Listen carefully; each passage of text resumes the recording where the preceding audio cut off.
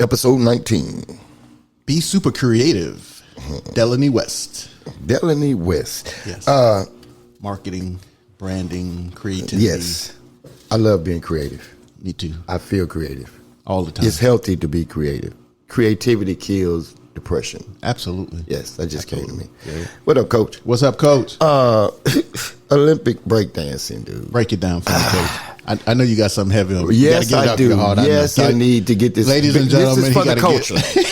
You gotta get it off his heart. This is for the culture. It's been weighing on him. You dare not rob the culture like the culture got robbed with the breakdance competition in the Olympics. Come on, Coach. Facts. Rachel Gunn. It was an embarrassment. And super embarrassing.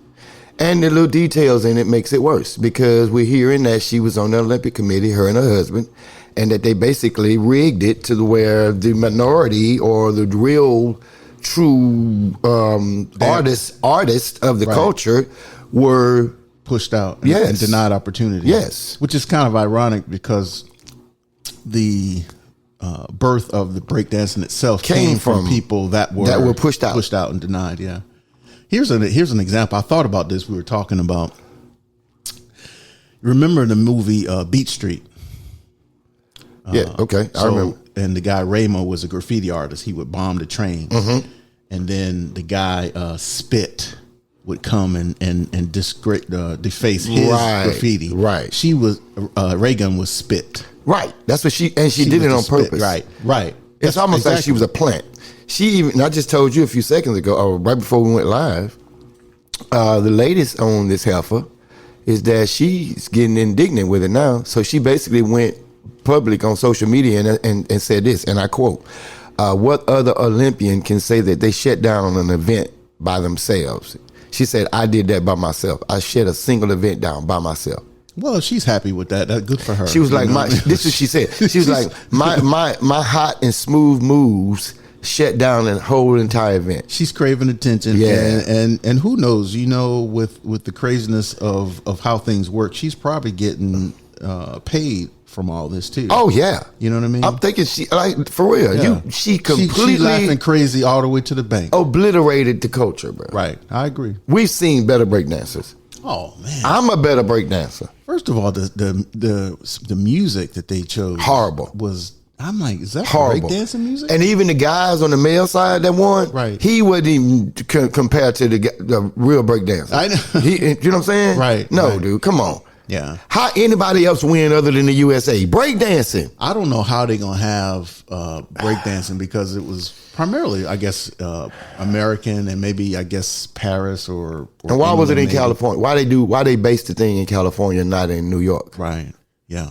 What are they gonna have, like swing neck in the Olympics? Line dancing? Give us our theme music, man. Oh, I'm gonna go with this one. Oh, we got some new theme music? Yes. I'm stomping up hard.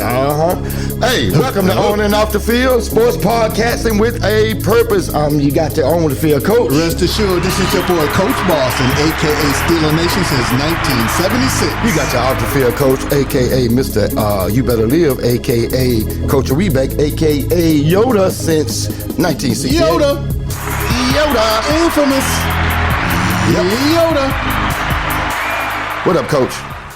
Coach, what's going on? Listen, man. Episode 19. Yes. I had to get that off my chest about this. that was bad for the coach, dude. It was. It was embarrassing. Yeah, that was embarrassing. She looked like she was doing some sort of like convulsions. You know, like she was at a party drunk. She looked like she was trying to mop the floor with her body. You know how yeah. It was awful. It was horrible.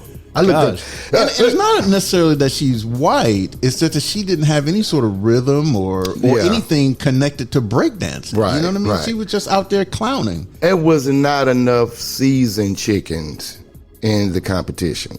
Let me say that. They should have had more representation from the city, New York. Not enough seasoned chickens. Yeah. Especially it's your first Olympic event. So you blew it. Coming into the Olympics.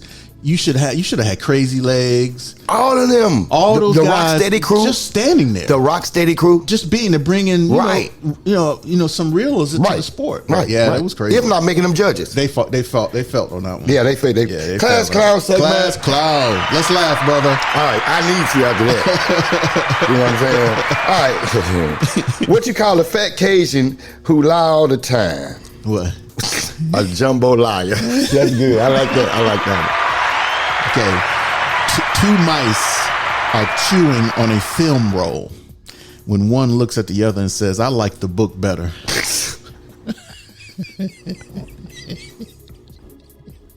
All right, that's a good one. This is for you. Oh, I know, right? I didn't read these again on purpose, y'all. So, how did Yoda get his first lead? How?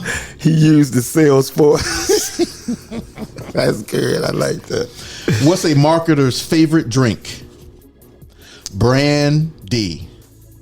I don't get that one, Coach. Brand.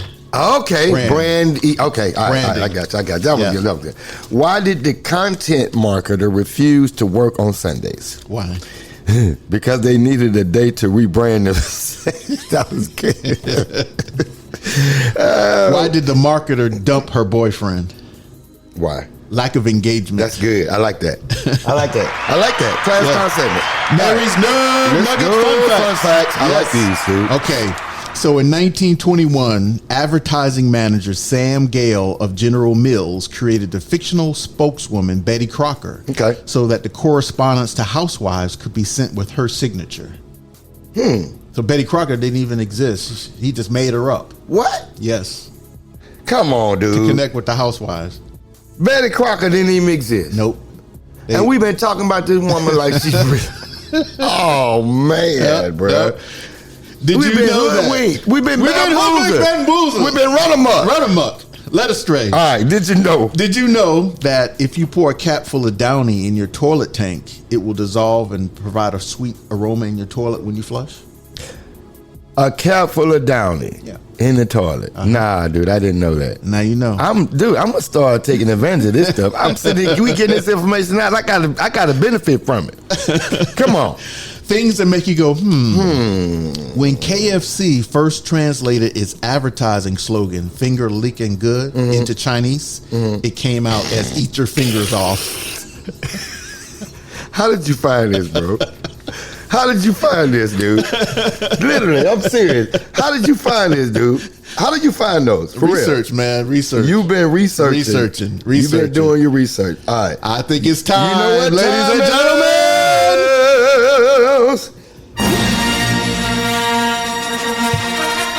Yes.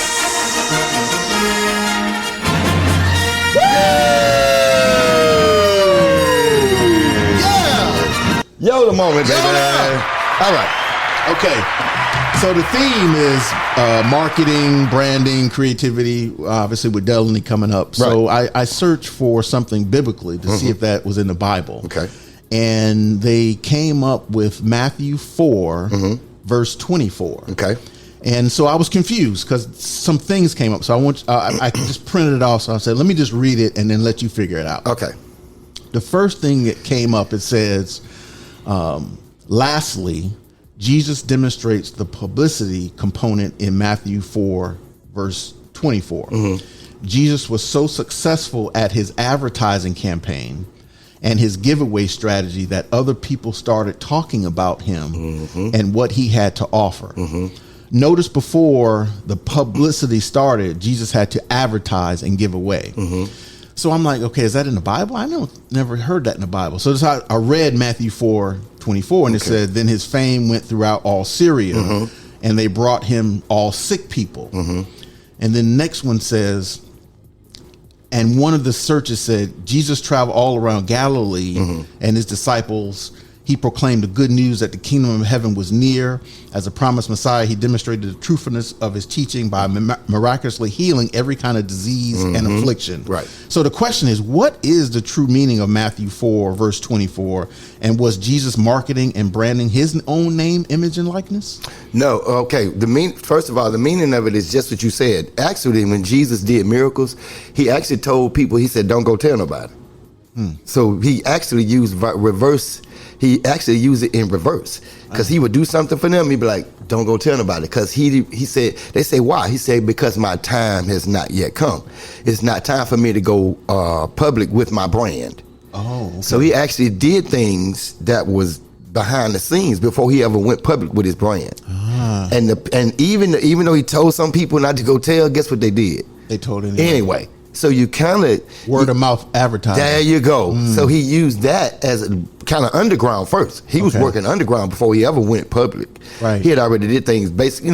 I'm using the jargon, underground. So he was marketing underground before he ever went public with his brand. Right. So by the time he went public with his brand, he had enough proof that, hey, he's real. Yep, I told y'all I'm the one. Right. So the haters of his brand, the Pharisees, the religious leaders, when they would see proof that his brand was real and that it was growing, that his following was growing, and that his brand was legit, they tried everything in their power to discredit his brand and his movement. You know what I mean? Right. So to answer your second part of your question, Jesus did not market himself. He said in John chapter 5, he said, I'm showing you the Father. I'm marketing my Father.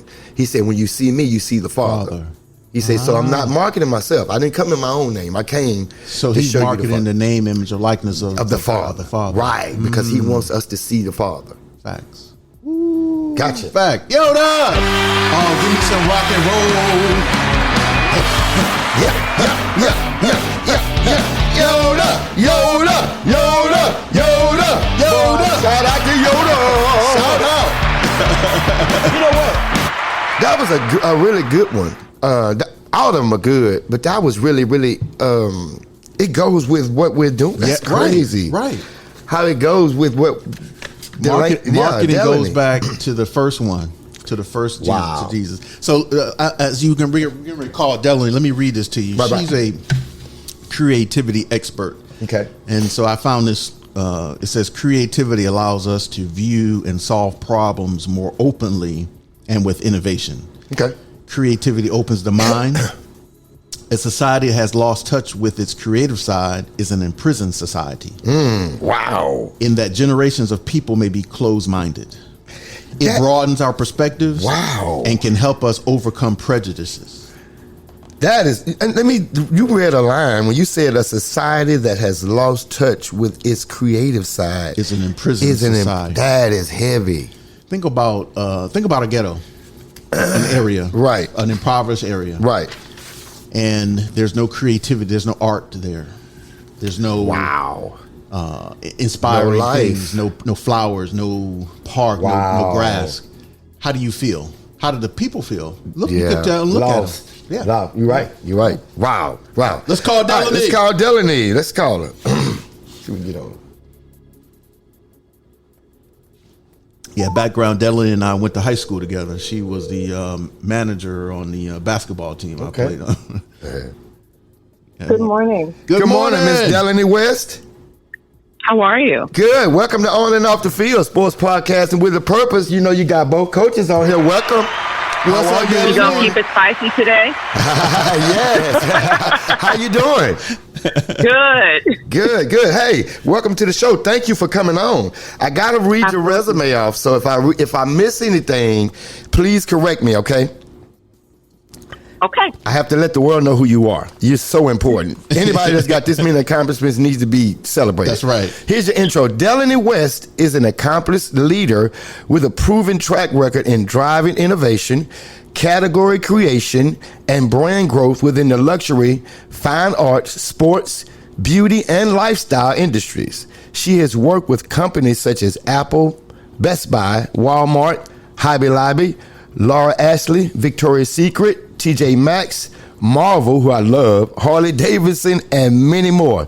Delanie has consistently demonstrated her ability to blend creative vision with strategic execution, leading to transformative results for globally recognized brands. In short, she is a marketing and branding guru who specializes in creativity. Shout out to Delanie West. I love it. You big time. Big time. Little time. Let's get into Let's get into it. What is your favorite NFL team and why? Well, I'm a very unserious Giants fan, and I think I got bullied into being a Giants fan. I really don't pay much attention to football, but I'm from New Jersey. Right. Shout out to New Jersey. Okay. So 2-part then. So who? Because you're a runner, do you have a favorite track athlete? I don't. I really am a fan of the person that doesn't think that they can do it, takes on the sport, and crosses the finish line. Like, that's who I cheer for. Nice. Those folks that are in it because they've got trainers, they've got budgets to support them. I mean, they're going to do fine. Okay. But it's the individual person who gets up and gives it a shot. That's who I'm a fan of. Wow. Nice. Wow. Okay. Awesome. Okay, let's do this high school segment. All right. What high school teacher made an impact or inspired you? Oh, Jesus. I'm going to have to say I went to a private school, Immaculate Conception in Montclair. And I went into a career of art, so I'll say Miss Whitney. That was my biggest influence. Oh. But everybody was so great in our high school. Like, every person made an impact. Okay. Some greater than others, but in a small high school, you get that attention because it's not that many students. That's so right. I was fortunate. Okay. That's right. Okay. Why did you choose Hampton, and how did that prepare you for the career you have now? I applied to 2 schools in New York and 1 HBCU. I think it was Pratt, FIT, and of course Hampton. And I think, I come from a family who attended HBCUs, Benedict, Allen, South Carolina State. So that was like I was going to a school. I think the visit to the campus sealed the deal for me. If you've ever been on Hampton's campus, Oh yeah, I've been there. breathtaking. Yes. And that was back 30 years ago. Right. It looks completely different than today, Yes. but it was the campus, and I don't know. It was something about, I'm a Southern girl by birth, and so it's something about location in Virginia that just felt right for me. Yeah. Gotcha. I spent like 7 years in Virginia total, and I lived in Hampton. Actually lived in Hampton, Virginia for a while, over on Parkway Drive, as a matter of fact. Yes, I still remember the address. So, yes, I love Hampton, Virginia. Tell us about what it's been like to work with some of the companies that you work with. Goodness. It was at that time, everything that I was doing was innovative. I mean, because, you think, 25 years ago. Today, everything that's happening with brand collaborations and just everything that we see is commonplace. Mm-hmm. But when I started, it was kind of uncharted territory. I learned so much working for a smaller company. I worked for some entrepreneurs, 3 brothers who immigrated to America, and they were investing in the company, pouring money back into the business and back into their employees. And so they allowed me to do anything that I wanted. I, at some point, had to wear every hat in the company, but I learned so much working with larger brands because they had established business models. They had a process and way of doing things. Right. So it was, and one of the owners of the company at the time said, "This is the best. You don't need an MBA. This is the best training that you'll ever need for your career." And he was partially right. Okay. What does it mean to be a creative leader? Oh, goodness. For me, it's something different for everybody. There was a survey done a couple of years ago, maybe 10 years ago, that said, creativity was a top skill for CEOs. I think they polled all the heads of business, and that was the number one data point that rose to the top. For me, it's not being afraid to take a different route. We get really comfortable in routine. We get really comfortable in doing what what works because it's uncomfortable to change. It's uncomfortable to potentially be wrong. And so when you're looking for, when you got to accomplish something, is there a better way of doing it? Should we be doing it this way? Why are we doing it this way? Like, to have the ability to question that. That's the first point of creativity for me. Thinking about solving problems in a different way. Okay. Well, how do you nurture that creativity in your routine, in your daily life? How do you nurture that? You have to consume everything. You have to have a little bit of interest in everything. Like, if you're narrowly focused on one thing, you don't get inputs from other parts of life. And so, one, being genuinely interested in people. I'm the person that gets in an Uber and I talk your ear off because I would have loved you as a client. Right. I want to know about this person. I want to know about what they do, because usually everybody, I met a National Geographic wildlife photographer who had done all this work in South Africa. I'm like, dude, that's amazing. Had I never struck up that conversation, I would never know. Known that. And so just be genuinely interested in people, because if you've got the blinders on, if you can't learn about another human perspective, what are you going to learn? Why are you here? Right. So I think that is number one. So you work with Marvel, and I got to say this, Jill, you work with Marvel. So I guess, is it fair to say that the creative world or industry is like the multiverse? I'll say so. I'll say yeah. You know what I mean? Because it's so many facets. It's almost like the multiverse. Right. I think a very wise person recognized what that was. We call them archetypes. In marketing, when you're selling to us, or you want to reach a certain person, there's an archetype. What are they like? What are they about? What do they do? And so I think a very smart person made that, connection. That's right. That's right. Okay. All right. This is a Q&A segment. Break things up a little bit. Last thing you added to your wardrobe. Oh, God. You know what? Why are you going to make me tell on myself? Was it a pair of shoes? No, because I don't even, actually one of my clients is a shoe company, so I don't even buy shoes. Okay. No, I actually am a customer of Rent the Runway. I no longer buy clothes, I rent them. Oh, wow. In the age of social media, you can wear it once.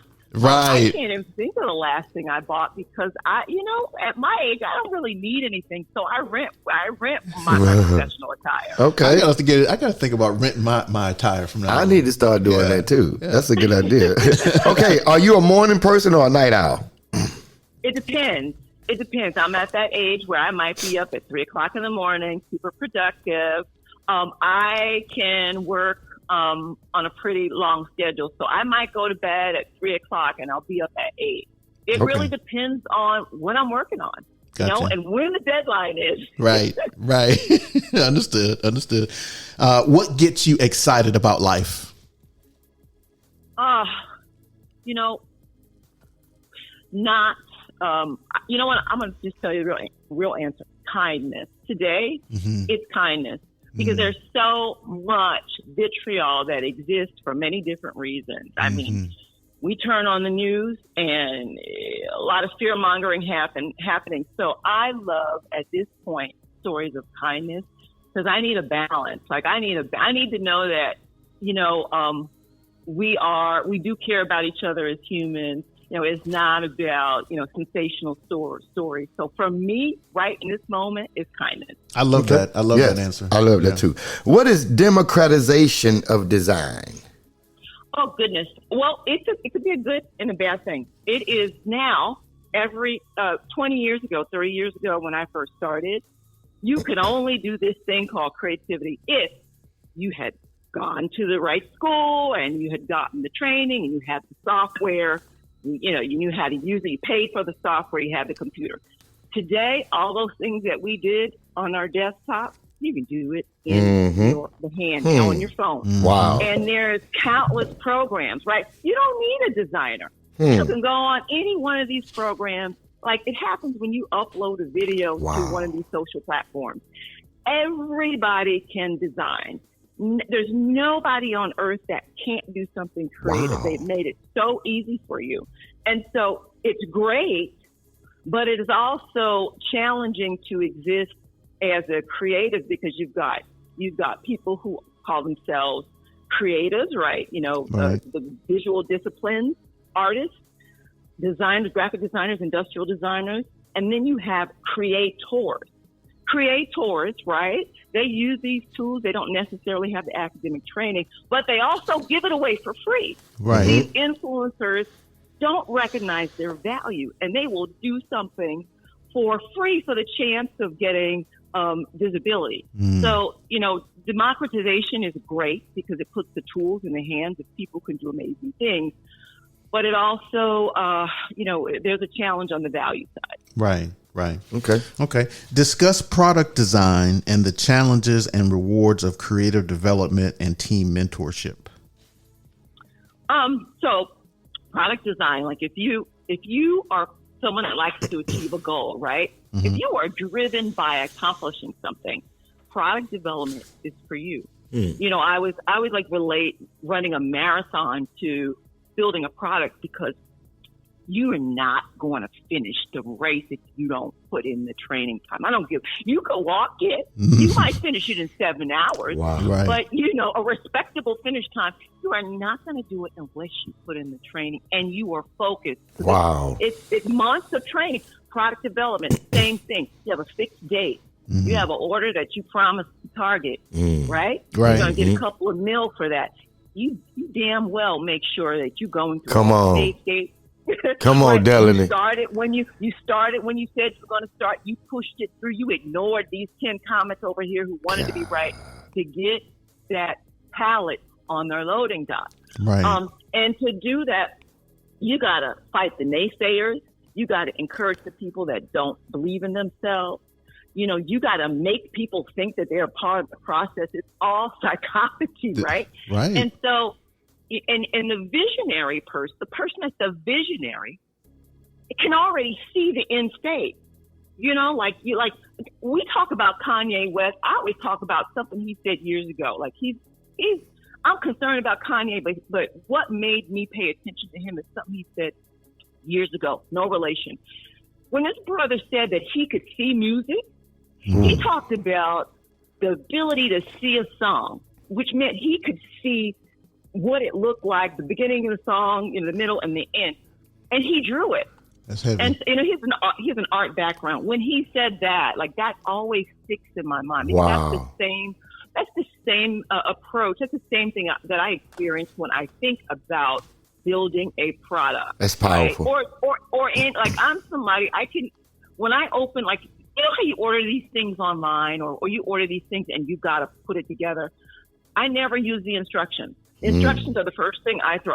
I have had the ability to put something together without the instructions. So that gets me excited. Seeing the end state is a goal that I want to get to, and I love the process. You just inspired me. I know. Just do that. Right. But I need my instructions. So how has AI impacted this whole process? How do you think artificial intelligence impacts it? Well, used in a smart way, we are more efficient. Mm-hmm. I think folks are so concerned about being displaced. And if they're concerned about being displaced, they don't need to be doing what they're doing anyway, right? You got to take these tools and figure out how to implement them in your process because, listen, the Pandora's box is open. Right. So figure it out. The good thing for work that's attached to making money, you can't copyright work that are not created by a human, right? That is the one thing that is going to save, and a lot of folks have to understand that because no company is going to, they do, but no large company is going to push something out that they can't get the copyright for. This is still in conversation in the courts at a federal level. Mm-hmm. So I expect this, something changes every week. But for me and for any artist or creative or any marketing person, the advice is learn it, and master it. It's just going to make you faster. It's going to become an expert, because it just helps you with iterative process. It just saves some of the slog work that you would have to do. And folks just have to get over it. I mean, I'm assuming here, but I feel like everybody on this phone remembers when you had to go to the library to do your research. Right. You had to go to the card catalog to find a book. Right. How much time, like, we want to know something, what do? We pull out our phones. We get our computers. Like, at what point was Google a threat? Remember Googling it? So we got to get over the threat of AI and put it into action for the things that we to benefit us. It's just going to make us quicker, more efficient. Right. Facts. All right. Why should student athletes be thinking about branding their image in the new era of the NIL? This is so funny to me. This is so funny to me, because if they don't, their fans out here on the internet will. Oh, wow. I have a friend. I have a good friend. She's passed on. But I was talking with her on how to help her nephews. They have both. I think they were number 1 pick in the NBA draft. Okay. Kids out of Florida, family from Oakland, California. But we watched them grow up. But the problem was their mom was like, they got all these videos. There's a channel that just has all their videos, and they didn't even know all this stuff existed. It was like, how do you wrest control of your own image if you don't even know this stuff exists, right? Wow. I mean, if you don't know, if you're not in social eco spaces, how do you know? How do you know to book your handle? Meaning like newest platform that just popped up, Threads, right? Right. The first thing you should do if you are a student athlete or if you're just a human being, go on that new platform, get your handle, right? Even if you don't plan on using it, because guess what? If you are a student athlete, somebody else is going to buy it. Same thing with the URL, website. I know a lot of people that buy, say they have a child that's born, they'll buy the website. Any celebrities that have kids, best believe they've got their legal team on buying up this real estate, so you can't swoop in and buy this digital real estate and sell it back to them. So for those reasons, it's about protecting your equity, right? I've bought my name almost everywhere, Bitcoin. We've got so many different digital formats. I go on those platforms, I buy it, just so I book it. It's just about protecting your digital real estate. Wow. Digital real estate is more important than physical real estate, right? Wow. Yes. Yeah, that's true. You're right. That's true. That's wow. All right. So as a student, as an athlete, if you want to develop your own brand, what steps would you take, or should they take? Like, what's the first you few need things? To well, one, because it's the wild, wild west, right? And I just read something on Threads about someone who's in brand development, very much in my capacity, and a sports agent wanted her to come on his team, right? Come on board his team. He wanted to pay her 20% of his 20%. That's ridiculous. That's ridiculous, because he didn't even understand all the work that goes into brand development. So right now, it's really difficult to zoom into who you should be working with, because everybody's assembling. But you want to find yourself a marketing person who has some experience in building brands, maybe someone who's got some PR experience. You may have to assemble a team of people. And don't think that you're going to go to legal counsel and get a lawyer. They're not the answer. Yes, you need legal guidance, but they're not going to be the team that's going to help build you out. You need to approach it as if you are launching a business. It's almost the same approach. Like, what do you look like? What is your tone of voice? What colors are associated with you? When you're photographed, is the angle from below to make you look mighty? Is it from, are you in action? every visual and audible communication about who you are. You know, you have to think about yourself in a way that a brand does. Think about Coca-Cola. Like, you already know how Coca-Cola shows up. Now, think about McDonald's. That's like, fire. You are not a person. You are a brand, and you've got to approach it in that way. That's you got to fire. find a professional that understands what that means. Wow. Ooh, facts. You give me some good answers. Like, I'm like, yeah, that's good stuff. It's real. It's very inspirational. That's good stuff. Okay, let me ask you this: how can your business help student athletes with the NIL? Well, you know, you asked me earlier about my experience. I did a lot of brand licensing at a point in my career. I didn't know at the time, but we were really preparing for merger and acquisition. And the way that you do that is you align with people, right? Mm-hmm. So we had went out and we had gotten every license you can imagine. NFL, NBA, Harley Davidson, you name it, we had it. And we had a portfolio of products that was amazing. You make it that much better when you apply a brand partnership to it. So at one point, we're just printing money. You know, we're just like, okay, now we've got this family of brands. And so the aspect of, I kind of got off. What was your question again? I'm sorry. No, really good. No, how can I know I was going somewhere. How can your business help student athletes? Okay, so my background in brand development, I learned from Disney. Mm-hmm. From you name a multi-million billion-dollar brand. I learned how they monetize their assets. The knowledge that I have from just working with like folks like Hallmark. I went to like the Hallmark archives and like an amazing place, and they just showed me, okay, Walt Disney and the Hallmark brothers. Here are the conversations they had, and here's how they collaborated together to support this line of business.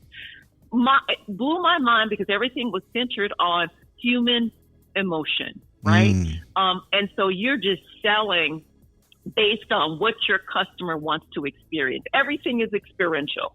And it is so having my background of understanding how to speak to your customer, understanding how to research the market, understanding how to develop a relationship with your consumer, understanding how to get the information, how to make the thing, how to present the thing. Mm-hmm. My career has, I started as an artist, as a graphic designer.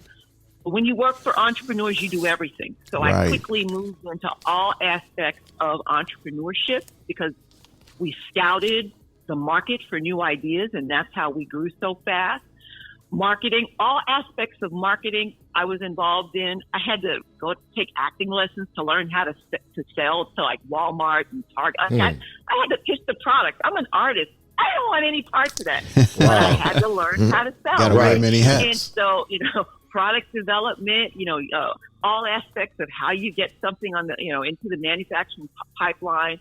All of that became things that I learned by working with an entrepreneurial company. And when you do that, you're responsible for the nugget of the idea and getting it to the finish line. That's right. You make a lot of mistakes.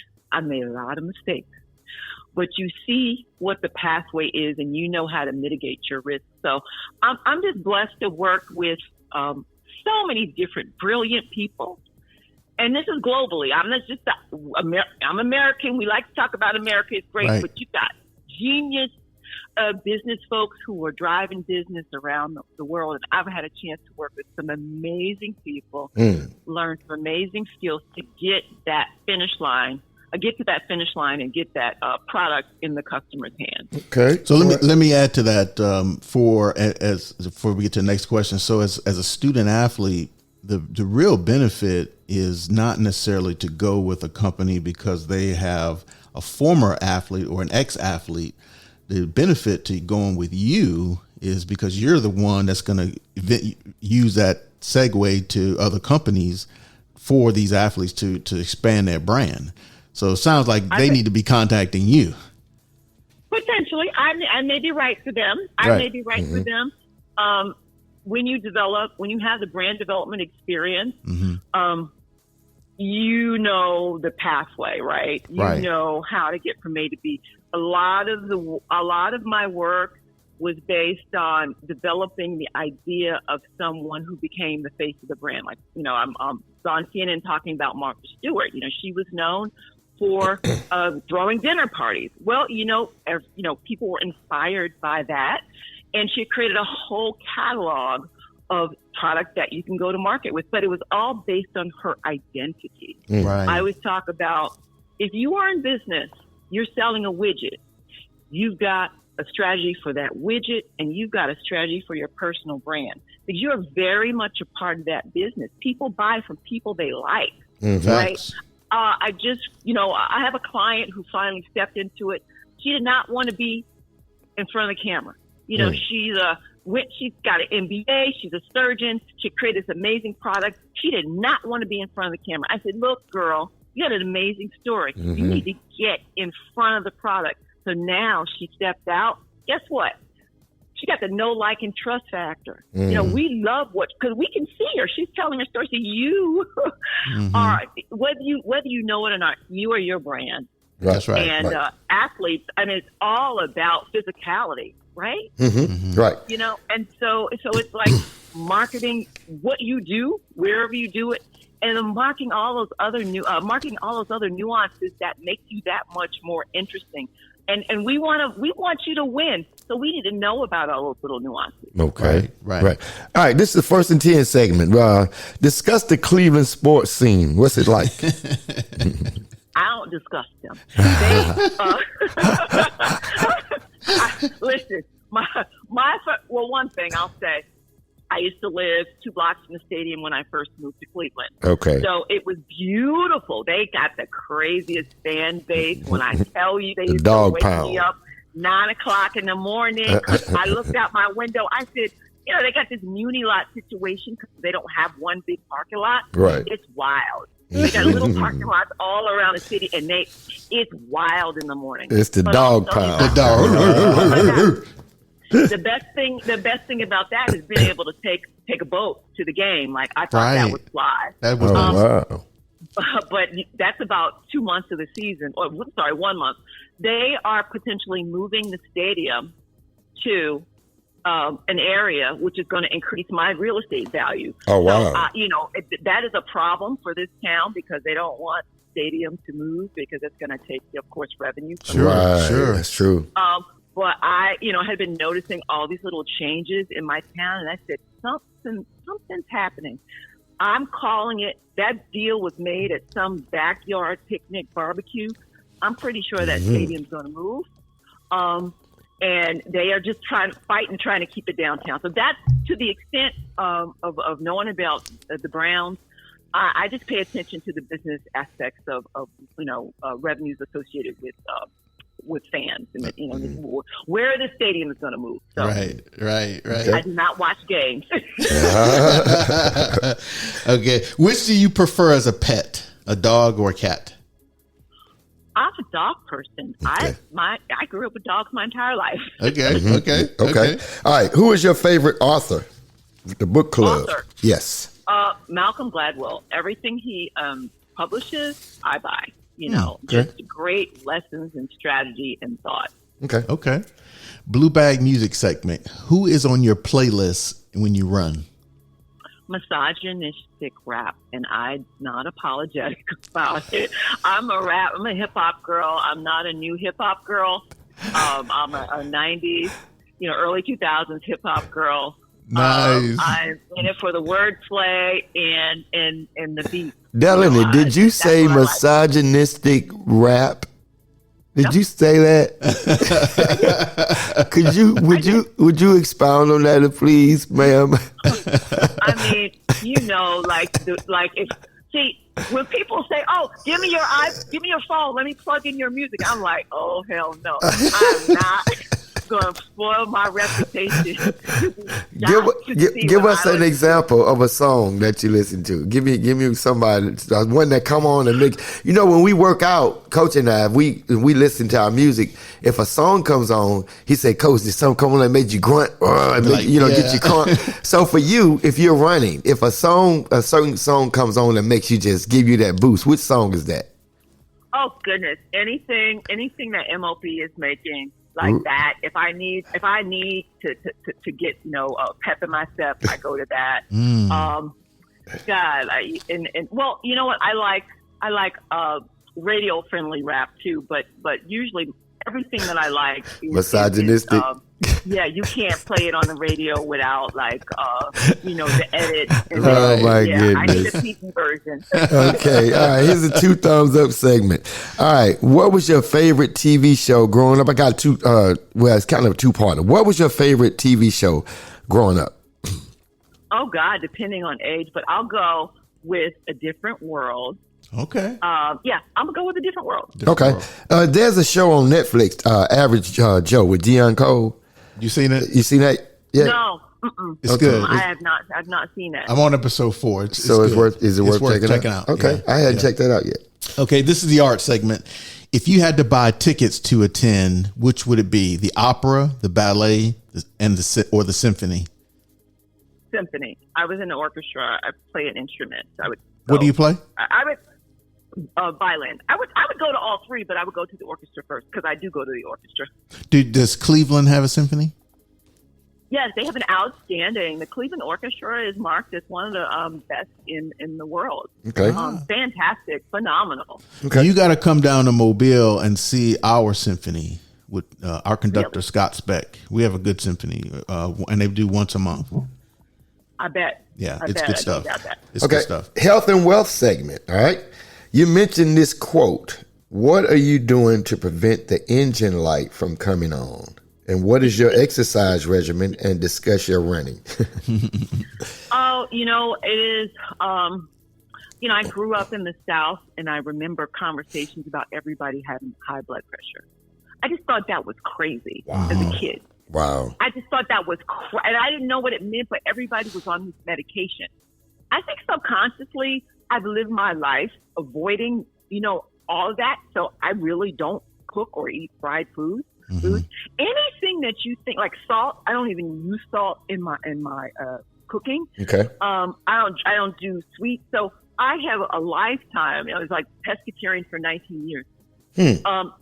Today I'm eating for my age, which is I've got to keep a high metabolism, which is difficult for us as we get older as women. So now I'm doing protein-rich everything. I'm so sick of eating because I'm so full.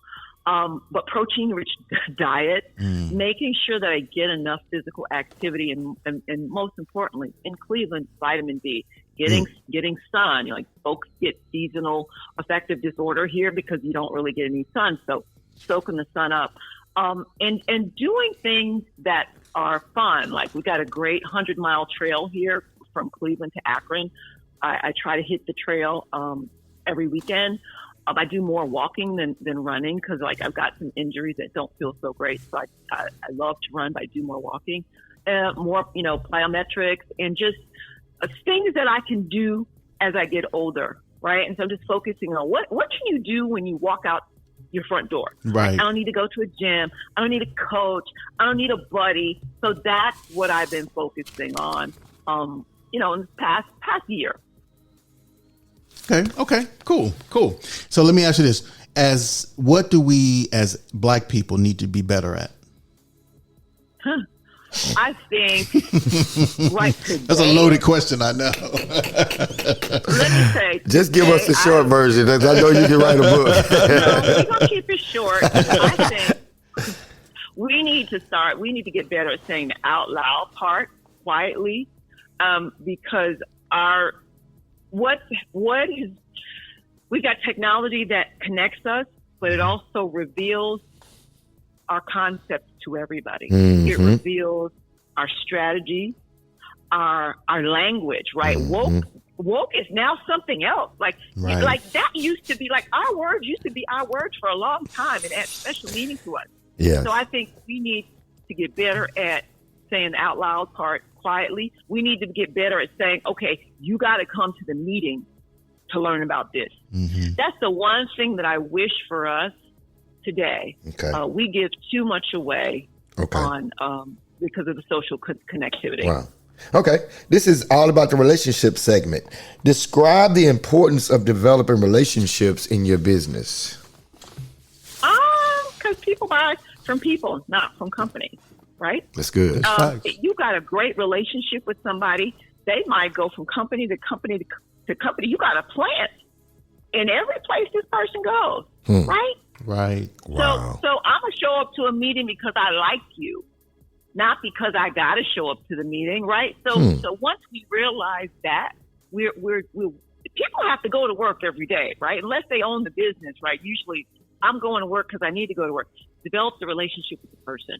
Right. That's going to be more beneficial to you over time. Okay. So it's kind of on a similar segment. We talk about green flags.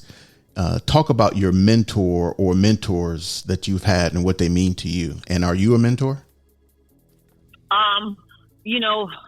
Mentors. Let me tell you, I'm from a southern ecosystem. We don't do a good job at mentorship, because we historically it's a you got to earn your own, and that we could talk hours about why that is. Yeah. Right. Because we never saw it happening in our community. It was just you got to see it to do it. My mentors were the people in my family that were about their business, and they didn't necessarily hold my hand and say you have to do X. I learned by watching them. I learned by sitting at the feet of conversations of my grandmother and all her friends. So I learned some life lessons, right? So we're not great mentors because we don't always have the opportunity to be in spaces. Like you talk about professional mentors. Who can tell you how to do the thing if they were never given access to the thing? That's problem number one. We're the first in a lot of places because we don't have a sponsor to get us in, right? So I realize that. So I do try to mentor our folks, really anybody who is underrepresented. Mm-hmm. If I can help give you, amplify your voice, I do it because I recognize the deficiency. And I feel responsible for doing my part. Okay. All right.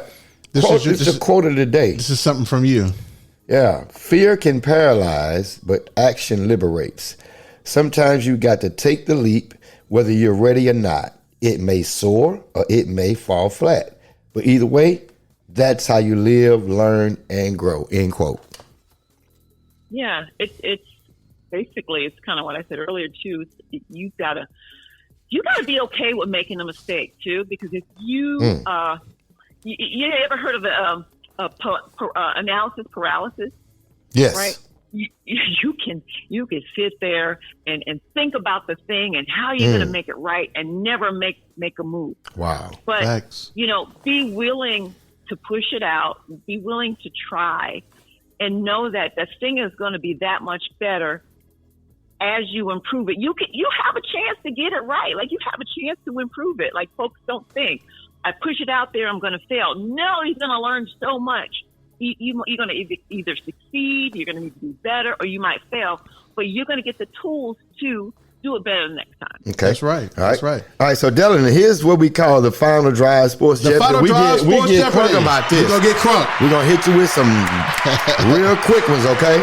Okay. So hang in there. Some of them may be weird. This is called Coming Out of the Tunnel. And it started by we were asking my dad about how does it feel coming out the tunnel before a football game. Right. So we kind of have changed it around a little bit. Describe how you feel prior to a presentation to an important client. Like what's going on in your mind? Adrenaline rush. Oh, goodness. Making sure that I make eye contact.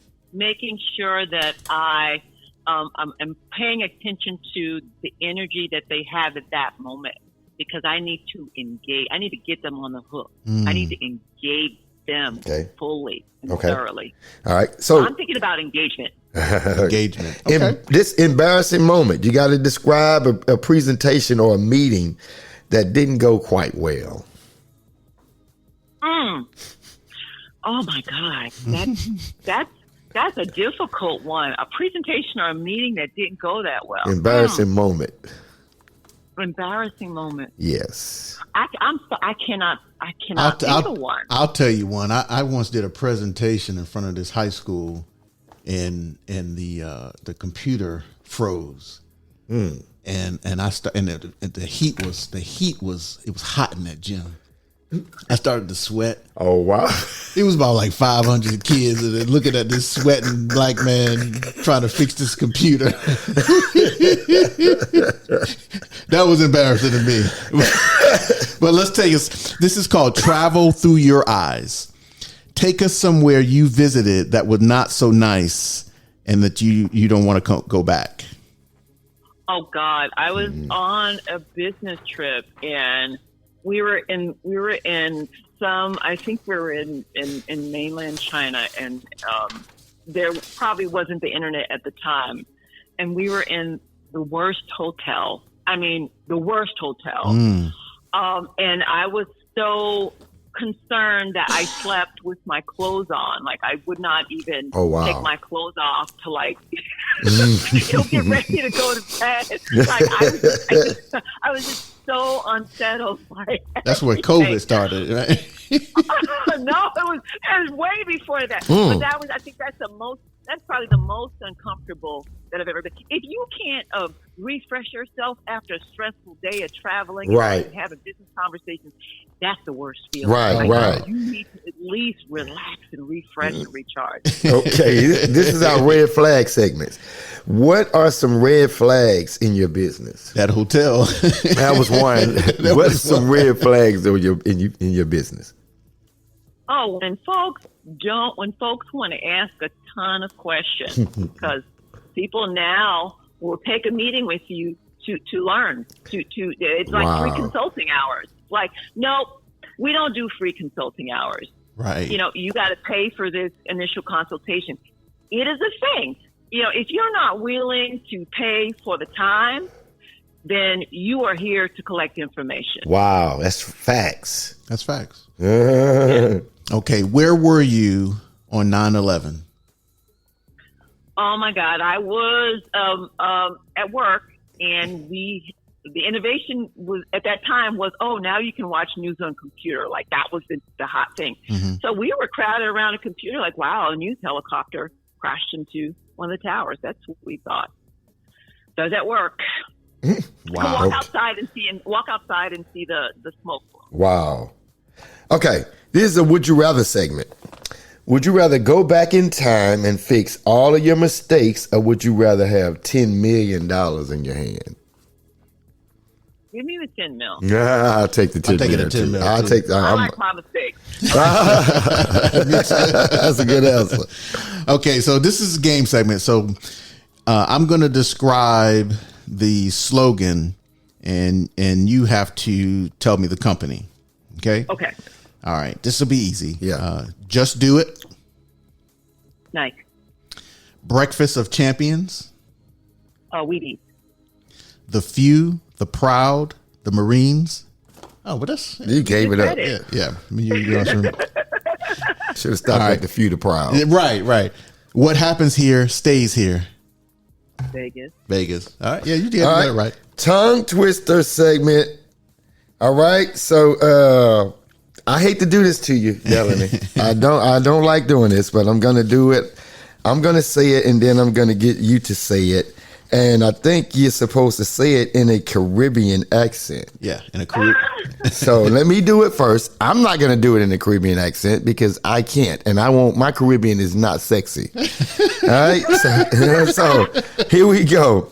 I'm going to do it. So it's one smart fellow felt smart, two smart fellows felt smart, three smart fellows felt smart, four smart fellows felt smart, and they all felt smart together. See. You're not sure unless I'm reading it. Like, I can't. Say the first one again. One smart fellow felt smart. 2 smart fellows felt smart. 3 smart fellows felt smart. 4 smart fellows felt smart, and they all felt smart together. Okay, I'm gonna try. 1 smart fellow felt smart. I can do it. I can't do it. Right. One smart fellow felt smart. 2 smart fellows felt smart. 3 smart fellows. Y'all are so silly. Oh my goodness. The Caribbean accent did me in. That was kind of like, oh my goodness. All right, comics and cartoon. What was your favorite cartoon growing up? That is hard, man. Because everything was favorite. Shoot, dang. I'm gonna say Tom and Jerry because Tom and Jerry was wicked. That's a really good one. I like Tom and Jerry. All right, edible, eatable, eats segment. Which Cleveland restaurant is your favorite restaurant to go to? That's a hard-ass question, too. There's so many. But I go to L'Albatros. It's a French restaurant near the Art Museum. Amazing. My favorite, hands down. Okay. Right.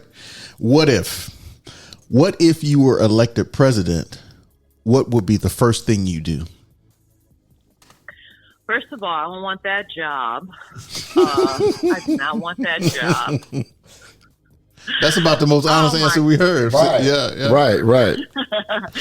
The first thing I would do, God, I would really try and get our global standing together. Like, it is a mess.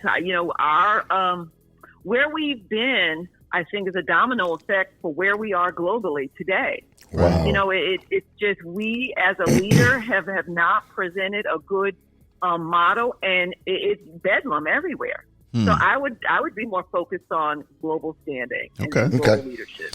What if Iron Man was Iron Woman? Who would play this female version superhero? Oh God, great fucking question.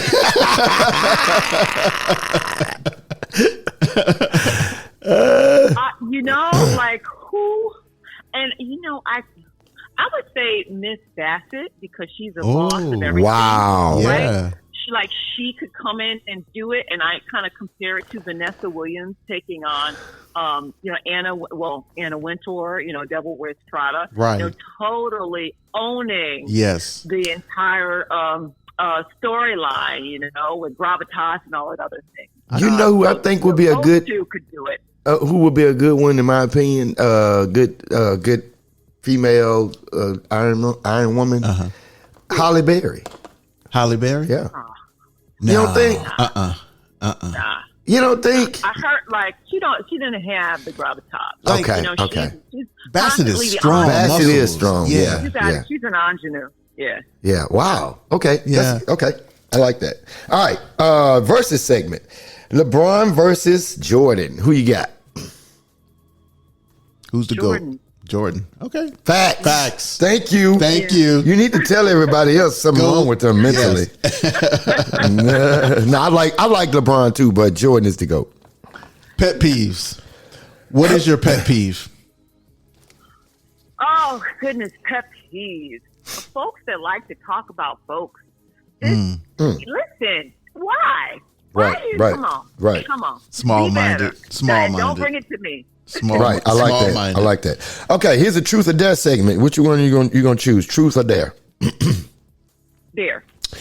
Okay, you have to scream Merry Christmas like a big jolly Santa Claus. Merry Christmas. Happy Kwanzaa.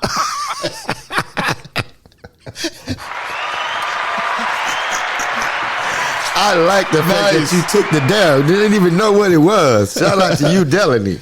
All right, this is the last ones. We got this called Trivia Pursuit. I'm just going to ask you some questions. Which of these is not a famous brand slogan? A, just do it. B, because you're worth it. Or C, hot dang. God. I'm going to say, this is hard. I'm going to say because you're worth it. No, C. C. Hot dang. Yes. Really? See, I was giving y'all some points because I thought it might be a brand local to South. No. That I totally missed. Oh, dang. Look, let me ask you this. What iconic global brand has featured all of the following slogans over various time frames in various countries? Here they go. Thirst knows no season, pure as sunlight, passport to refreshment, life tastes good, it's the real thing. It has to be Coca-Cola. You're right. That's ma'am. right. You are correct. Okay. Dora the Explorer and former Houston Rockets center Dikembe Mutombo and Salt and Pepper have all been a part of ad campaigns for what insurance company? Oh, I know it. I cannot think of it. Crap. Oh, God. Oh, man. Come on, Delanie. Got a little lizard. Oh, yes, Geico. All right, we'll give it to you.